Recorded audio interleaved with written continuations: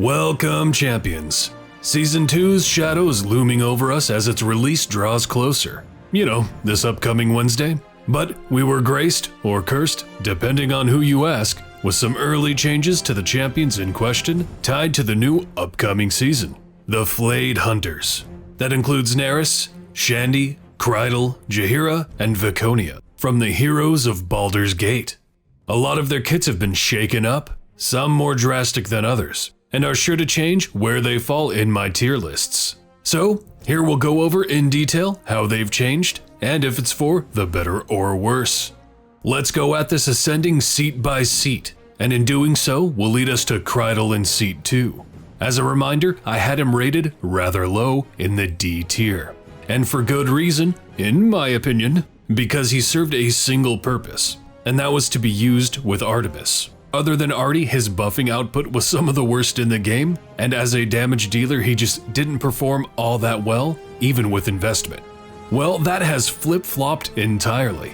Remember, Artemis observes positional formation abilities that are affecting other DPS. So a DPS that also has a positional formation ability themselves are quite valuable to him. Krydle was such a DPS. But now he has completely lost his DPS tag, and has turned into a tank, an evasion tank at that. Where my rogue tanks from BC at? So since he's not a DPS anymore, Artemis will no longer observe off of him, so that is a big hit to Artemis. To be fair, however, I personally have been, and would recommend, using Blushi over him anyway in that seat, as her buffing output was outperforming him even being a DPS. His abilities have changed to tailor him to this role, so let's have a look. From the Shadows mechanically works the same, but the numbers have been increased dramatically. This is going to be a bit of a trend with each champion we talk about, regardless of how they play now. Their numbers have been brought up to at least compete with what's an average buff these days, which is a good thing. Charismatic Leader has been changed to synergize with From the Shadows, where this used to either increase the damage of people with low or high charisma or his own damage. This now grants an increase to From the Shadows for every champion slotted with a charisma of 15 or higher, or those from his affiliation, the heroes of Baldur's Gate. This is a multiplicative stack to this bonus, so this will bring From the Shadows up decently. We're not talking Blushi or Nova levels, but it's pretty good. He also has a bunch of new tools to work with his tank role, starting with Evasion, where he gains a stack of the same name, up to a maximum equal to his Overwhelm. When he's attacked and has at least one stack, he will completely dodge it, using a single stack. He gains 2 stacks every second for each healing champion in the formation, so with enough healers and high enough Overwhelm, he will just be dodging all kinds of attacks. Though in really tough situations, he can't maintain this forever, as if there are enrage stacks adding up, his max stacks are divided by the current enrage multiplier. To help his evasion stacks, he also gets overwhelming odds, where he simply gains 5 overwhelm for each heroes of Baldur's Gate, slotted in the formation. And as he himself is a part of that, he will always count for 1, so this will always be increased by at least 5. And he's not even done yet. He solidifies his role as a tank with Look Out, which reduces the damage taken by other champions in the formation by 75%, as long as he has 1 evasion stack and is in the frontmost column. This is a huge defensive boost to your formation from taking AoE damage or just helping his fellow frontline tanks, especially if they happen to be taunters like Briv, who take threat away from him so he can better maintain his evasion. His ultimate has stayed the same, dealing damage for each heroes of Baldur's Gate slotted multiplicatively, but his specializations have changed. He now has a choice between either increasing Charismatic Leader by 200% or increasing his maximum health by 75% for every 50 areas completed in your current run up to Area 600, ending up at a 900% by that Area 600. This increases his health enough that he falls in line just below the average tank, so he can try to take that hit if/when his evasion falls off. Now, even though he's not a DPS for Artie to observe from anymore, that does not mean he's useless for Artemis either. His buff is still positional, and since its numbers are above average, it's observed quite well. So in a formation, when you can keep a fair amount of DPS in the back 2 columns, he will still offer good buffing output. He's the flavor of the month, available for all patrons and day 1 trials as a mechanically interesting tank that actually has a decent buff now. Oh yeah, and since he's not a damage dealer himself anymore, the bomb from his primary attack deals bud damage instead. He's a solid mid-A. Let's move on to our second, in seat 4, Jaheira? Wait, they moved Jaheira? Then what have I been doing with myself this past year? All of my seat tier lists. If seats don't mean anything anymore, what's even real? No, this is an attack on me. Pterodactyls! We must rise up against this injustice. We must uphold the sanctity of our champions. I'm just kidding. That's right, for the first time not only have they changed up a champion's kit, they've moved them to an entirely new seat. From seat 4 to seat 9. I'm a little iffy on this, personally. In this case, it does make sense, because it was always a little strange for Jaheira and Baloth to be in seat 4 together, as they're from the same affiliation. So splitting them up again, it makes sense, but the willingness to move champions to a new seat is a dangerous thing. These are things we expect to remain as they are so we can build around it. Only time will tell if they'll do this again with other champions or not. Or if we might get a champion down the road that allows a little seat swapping of our own desire, maybe? That's not a spoiler, that's just a personal desire. Other than that shift, Jaheira really hasn't changed all that much mechanically. She is a little bit better than she was. Let's have a look. First off, Class Warfare has become Class Act, which largely works the same, in that she increases the damage of a specific group of classes. But 2 big differences here. There is another group to choose from in her first specialization choice, which is Baldur's Gate. Instead of focusing spellslingers, bruisers, or hybrids, you can instead just focus on her affiliation. This is important because of Unity, which is unchanged. That increases the effect of Class Act by 200% for each champion it is affecting, stacking multiplicatively. So not only do you want it affecting your DPS, whoever that may be, you also want it on as many other champions as possible. So if you're running a Baldur's Gate group, this will be the best pick. Enough of the rest of her kit has been moved around enough that if you're familiar with her, you'll know the similarities. But they're different enough that I'm just going to go through them as if they're new.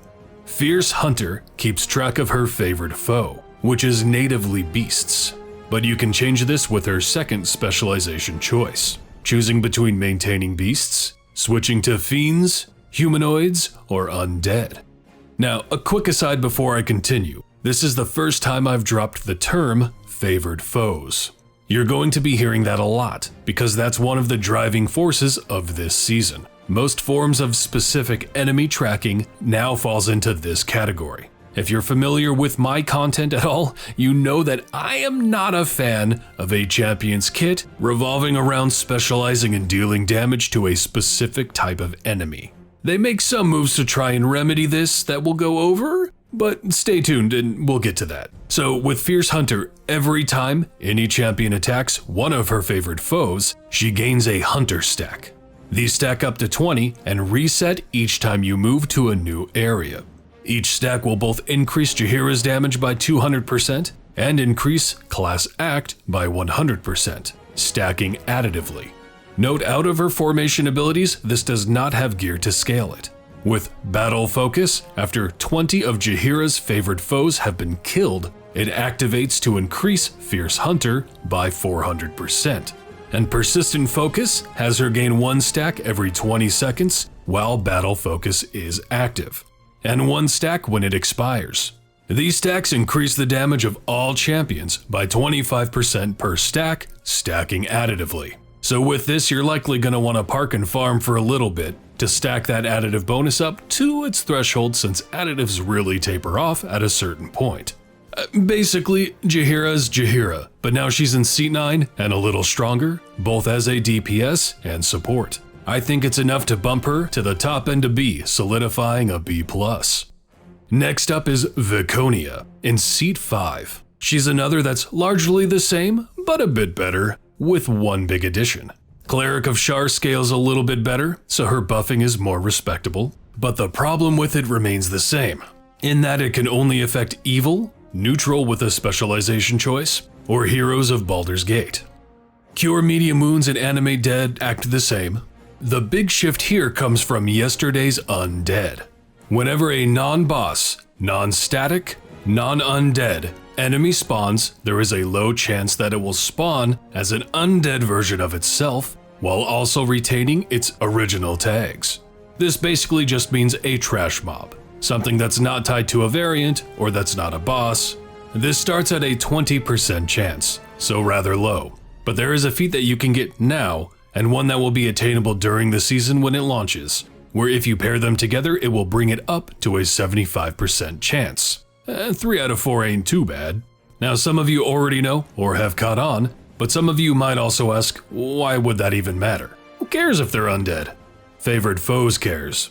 The biggest problem with champions that focus on a specific enemy type, the mechanic now coined favored foes, is that they are sometimes just shit out of luck if their favored foe isn't around.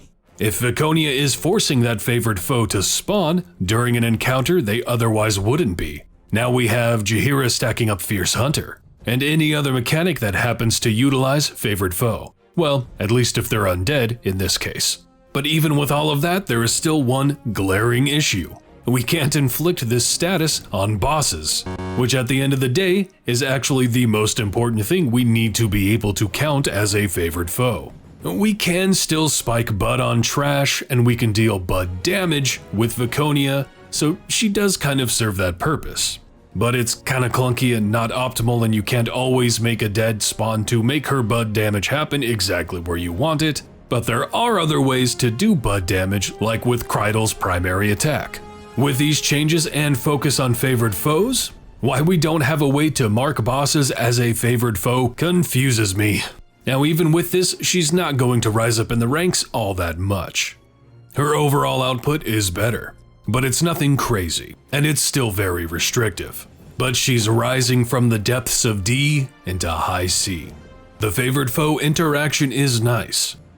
Moving on, we have Shandie in seat 6. She's another interesting one that's more just had her numbers adjusted and things moved around, mostly for the better. But another hit to Artemis, and really anyone that benefits from positional formation abilities like Warduke and Valentine. This is from the simple fact that she used to have 2 positional formation abilities in Agile Allies and Explosive Arrow. However, Explosive Arrow is now, quote, all champions, so it's no longer positional, and it increases the damage of said all champions by the same amount, but it is now times the largest number of enemies hit in the current area.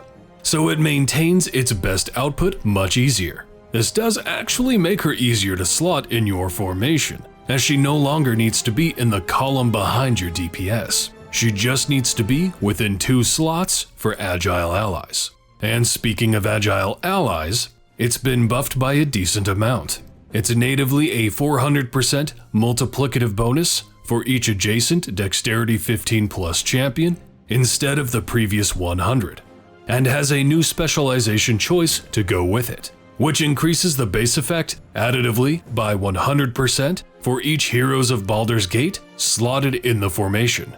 So you now have a choice between Baldur's Gate champions or adjacent neutral/evil champions for which is a better increase. This choice does replace the previous dash specialization choice.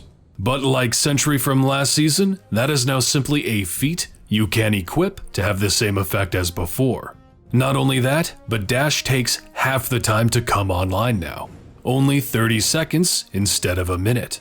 And she's also going to be able to attain a feat during the season when it launches to reduce this all the way down to 10 seconds. So even if you just plan to use her for speed, she's actually even better in that department with her feats. Overall, the loss of her not having 2 positionals anymore sucks. There's no way around that. But she is stronger, easier to slot, and easier to ramp up speed. I had her in a high A, and honestly, I think she equalizes out staying exactly where she is. because those that use her for damage got nerfed. But her buffing output was brought up because of that. And while her speed comes online faster, which is nice, I don't think that justifies her leaping into S. And like Krydle, for my Artemis users out there, Agile Allies has been buffed enough that it's still a decent pairing with Artemis even though she's not a DPS and has lost 2 positionals. Lastly, we have Nerys in seat 12. She's been buffed a little and redesigned a bit as well, to further the synergy with favored foes. Undead, to be exact. Her spiritual weapon largely works the same, but it has been buffed a little, so it's at least an average buff now and not complete poo-poo. It is just that though, quite average. Her war healing has been reworked to not be worthless, as it now has her heal the entire column with the most damaged champion, each time her spiritual weapon deals damage, and for a much larger amount. While healing really only goes so far in aiding survivability, it is much better than it was. Her Unholy has been changed to Sanctify, where undead enemies become her favored foe. It has a feat, but no gear to scale, but now you're probably seeing a pattern. Get Nerys, Jaheira, and Mince together, all with a favored foe on undead. Have Viconia in the group to force non-undead trash mobs to become undead to reap all of the benefits. Then have Viconia and Krydle's Bud damage abilities capitalize on that Bud spike when it all finally lines up. But is it really worth using all of them and investing in all of them for that to happen?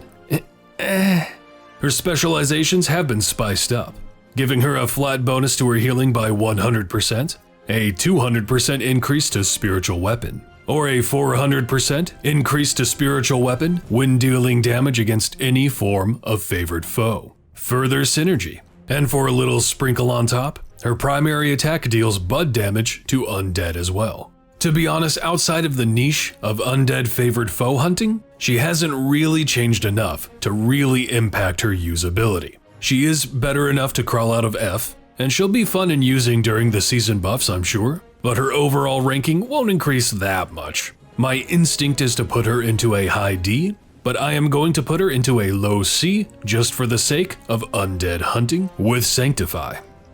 And those are the champions affected by the seasonal changes. Well, technically there are a few more, but they're all on the minor side. With Baloth, there is a favored foe mechanic added to his morbid excitement. Minsk's favored enemies are in fact favored foes, and his boastful now spawns his specific type of favored foe, in another form of getting that favored foe to spawn. Delina gets a slight increase, in that Heroes of Baldur's Gate champions will also stack up her spell bombardment, so she synergizes better with her affiliation. Rhea has a new formation ability, Fiend Slayer, which makes Fiends Rhea's favored foe, instead of the quadruple damage from Searing Radiance before. With Zorbu, it's simply made clear that humanoids, beasts, undead, and drow are his favored foes. Turiel's unflinching hatred now defines fiends as his favored foes, and Esmeralda's The Devil's Playthings now defines undead as her favored foes, and her specialization switch is also just a definition of her favored foe. Largely just making sure everyone knows any form of enemy tracking is now coined favored foes. Oh, favored foes though. I will die on this hill. In this game, the concept of only being able to deal good damage against specific enemy types is not a good design. Good steps were taken, I'll admit. Viconia forcing the undead tag is good, as well as Minsk, but to not affect bosses is the bigger hindrance. I would love to see a champion that debuffs enemies, and during the debuff they count that enemy as a favored foe to all of those with favored foe mechanics. Give us a ranger with Hunter's Mark that makes it interact with other favored foe abilities. Even if it was an ultimate or something, I'd be changing my tune. I don't know. I mean, hell, we're calling it favored foe now. Favored foe mechanically in Dungeons & Dragons 5th edition is literally hitting something with an attack and claiming that as your favored foe. So like, please? Losing Krydle as a DPS tag for Artie and losing Shandie's double positioning buffing is a hard hit to some people. And I get that, but I don't think it's going to be quite as hard of a hit as some people think it might be. I mean, I was using Blushi over Krydle for quite a while, and I might actually start using him just because I really like the way he's turned out. And if you're an Artemis main and don't like how Shandie turned out, welcome to the spoiler zone, While the text is on screen, I'll be talking about potential spoilers. There is a champion coming out soon. And no, not Imoen. After that, Fen in January. She will be in Shandie's seat and is a DPS with a positional formation ability. So she will fit right in with an Artemis formation, so you can look forward to that instead. At any rate, I'll say again, I don't think these changes are bad. Overall, I think they're good. I just think favored foes, in particular, still needs a little ironing out. I'm glad you decided to hang out here today. Leave a comment on what you think about the changes, and what kind of formations you're going to be using during the season. There is another champion releasing with the season on Wednesday that fits right in with this theme. As a hero of Baldur's Gate and favored foe user, and we'll talk about her soon. Until then, have a hell of a time out there, champion.